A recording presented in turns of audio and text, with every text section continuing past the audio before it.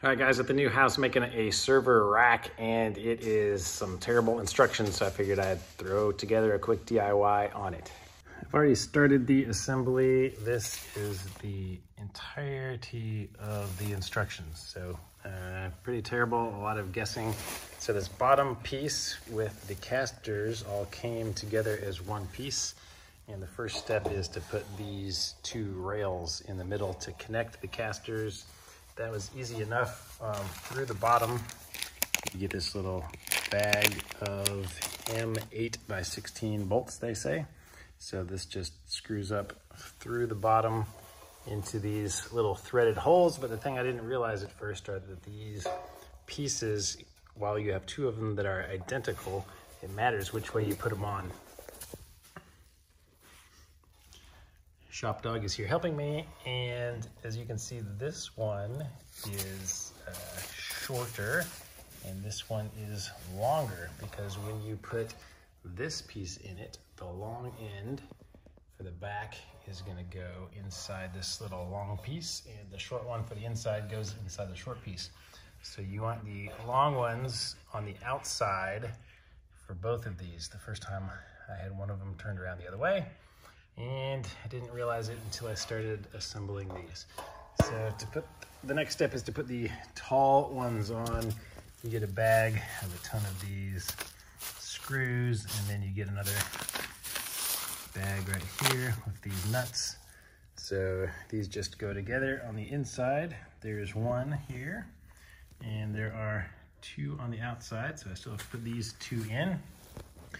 And all you do to put them in is use a screwdriver, Phillips on this side, and they're kind of self-locking nuts on the inside, but if they keep spinning, just grab yourself a little 10mm wrench, and you can hold that over the nut while you tighten it with a screwdriver. All right, we got all four posts up now. Next is the rails. There's these little pieces with the slots in them, and you're supposed to use this same hardware again.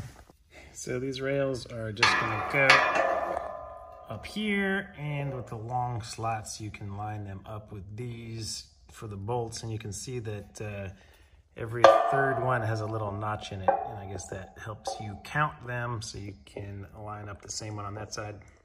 And these things are kind of like the caps. They go up top here. And you can see one side has one hole and the other side has two holes. The two holes are gonna go on the outside. So I'm gonna flip it around like this and set it on here. So once it is sitting properly on there, just go ahead and use those same bolts and nuts. So you can see this gives it structural support left and right. Now the structural support going this way is the shelves. So for the shelves, the instructions clearly say to use that same hardware, but there's another bag that has these square things in them with some screws, and these square things snap right into the square things where the shelves go. So I'm pretty sure that's what you're supposed to use. So as you can see, I just snapped them on from the outside and used that included screw, and it's a Phillips, so I'm just going to go ahead and tighten this shelf, and then of course you can slide it back and forth to adjust it, and tighten this one over here at the same height.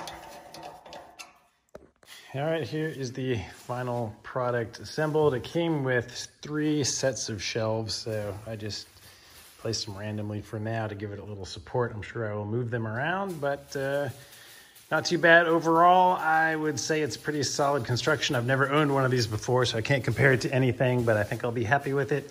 And give yourself about, I'd say a full hour to assemble this thing, and not too bad.